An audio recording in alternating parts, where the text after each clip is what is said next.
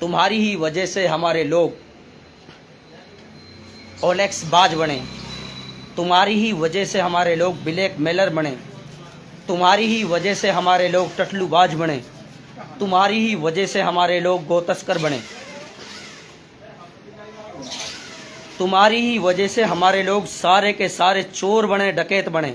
अगर चौधरी तैयब हुसैन का पूरा खानदान सारा का सारा अच्छी शिक्षा देकर जाता तो हमारे बच्चे चोर और डकैत ना बनते। का मकसद था कौम अनपढ़ रहे, कौम गौ तस्कर बने, कौम चोर बने, कौम ओलेक्स बाज बने, कौम ब्लैक मेलर बने, कौम IPS RSI और ASI ना बने, कौम में MBBS डॉक्टर ना बने, MD डॉक्टर ना बने कौम के अंदर।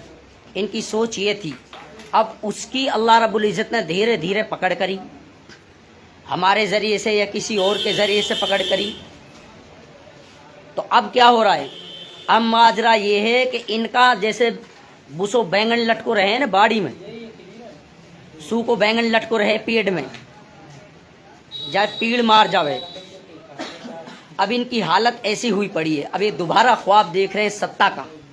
और मेवात के लोगों को नूह से लेकर यहाँ तक तुम लोगों ने जो भ्रष्टाचार फैलाया और जो लोगों के लिए तुमने ताबूत में कील ठोकी, वो कील हमारी कई नस्लों को बर्बाद करेगी। तुम्हारी ही वजह से हमारे लोग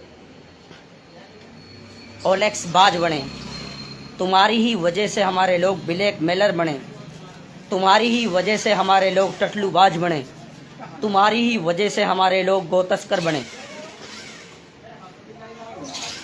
तुम्हारी ही वजह से हमारे लोग सारे के सारे चोर बने, डकैत बने। अगर तुम अपने सत्ता रहते हुए अच्छी कॉलेज देकर जाते और अच्छे बच्चों के लिए तालीम का वो देकर जाते, और अगर चौधरी तैयब हुसैन का पूरा खानदान सारा का सारा अच्छी शिक्षा देकर जाता तो हमारे बच्चे चोर और डकैत ना बनते। अब अगर कोई दूसरा आदमी सामने से विधायकी का चुनाव लड़ा, CA मुख्तार साहब चुनाव लड़े, इनको ऐसे समझो जैसे मतलब यहूद और नसारा से जंग हो रही हो। इनको बिल्कुल भी इनको रोष नहीं आया। अगर कोई नया बेटा कौम के अंदर पैदा हो जाता है बोलने चालने वाला, इनको बिल्कुल भी रोष नहीं खाता, उसके ऊपर तुरंत मुकदमे दर्ज कराते हैं। तुमसे बड़ा तानाशाही कौन थे उस वक्त?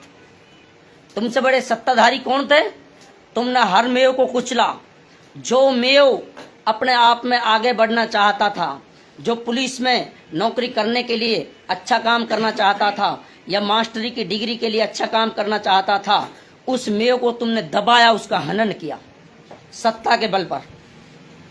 आज तुम्हारे साथ हो रहा है वो ठीक हो रहा है, और तुम्हारे ऊपर अल्लाह की तरफ से ये पकड़ आई, और जब ये पकड़ आई तुम्हारे ऊपर अल्लाह की तरफ से, तो फिर दुनिया की कोई ताकत तुम्हें नहीं बचा सकी। आज तुम प्रधानी के लायक भी नहीं रहे। देखो अल्लाह की लाठी में आवाज नहीं होती। आज तो तुम प्रधानी के लायक भी नहीं